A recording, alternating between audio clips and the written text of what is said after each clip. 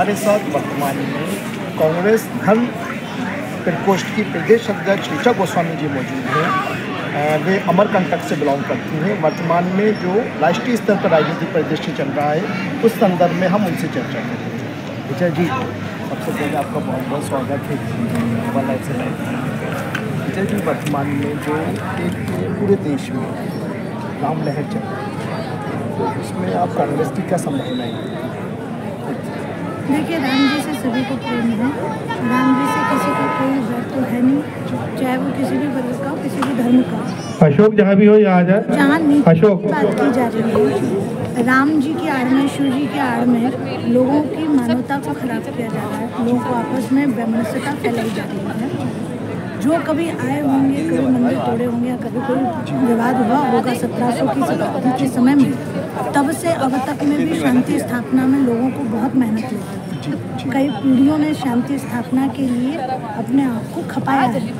अब वो जो बनी बनाई शांति व्यवस्था है उसको भंग करने के लिए जो नए नए हथकंडे भाजपा अपना रही है वह पूर्णतः निंदनीय है। और मैं इसके लिए यही कहूँगी कि आप लोगों की विकास की बात कर रहे हैं तो लोगों की जरूरतों को समझते हैं। सभी साथी कुर्सियों का यहाँ इंतजाम किया गया, कुर्सियों पर आ जाए। हिंदू मुस्लिम से राजनीति नहीं है। सभी साथी जो इधर उधर खड़े हुए वो उनसे सबसे गुजारिश है कि कुर्सियों पर आ जाए। लोकसभा चुनाव तो आप कांग्रेस की क्या संभावना है? देखिए, वो तो जनता निश्चय करती है कि किसका कैसा परफॉर्मेंस, किसको कैसे लेना है। इसे आप जैसे साध्वी हैं जो ग्राउंड लेवल पर समाज ने आपको जिम्मेदारी दी है तो वहाँ पे आपको कैसा अनुभव प्राप्त हुआ? देखिए, जो हमने विधानसभा के समय देखा था वो तो बहुत ही अच्छा अनुभव था। कोई भी नहीं कह रहा था कि बीजेपी आएगी, सबको ये था कांग्रेस आ रही है।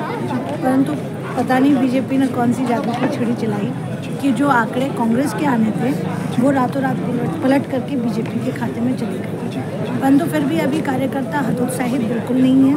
कार्यकर्ता में बहुत जोश है और बाकायदा फिर से सब लोग संगठित होकर के बीजेपी एक अन्याय के खिलाफ न्याय को लड़ने के लिए बहुत बड़े तंत्र की जरूरत नहीं पड़ती। गांधी जी के पास कोई बहुत बड़ा तंत्र नहीं था परंतु फिर भी उन्होंने ब्रिटिश के साम्राज्य को हिला दिया था।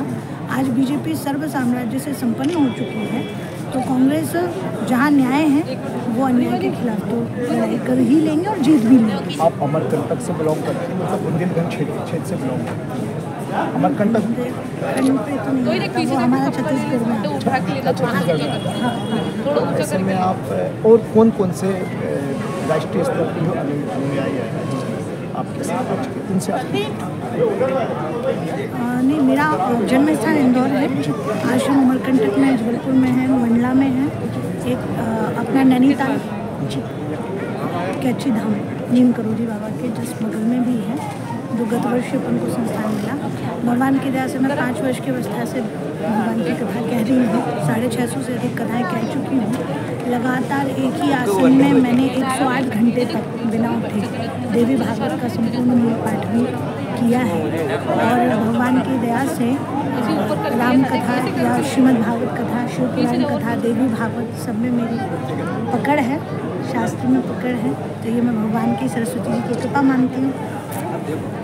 ये हमारे साथ यहाँ पे ऋचा गोस्वामी जी थी जो कांग्रेस में वर्तमान में धर्म एवं उत्सव प्रकोष्ठ की प्रदेश प्रमुख हैं और हमने इनसे संपूर्ण चर्चा करी। वर्तमान में जो राष्ट्रीय स्तर पर राजनीतिक परिदृश्य चल रहा है उस संदर्भ में बातचीत करी और इनका कहना है कि भाजपा एक तरीके से झूठ का प्रोपागंडा चला रही है।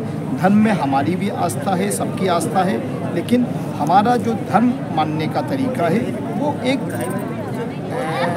राष्ट्रप्रिय तरीका है और सर्वधर्म संभव वाला तरीका है।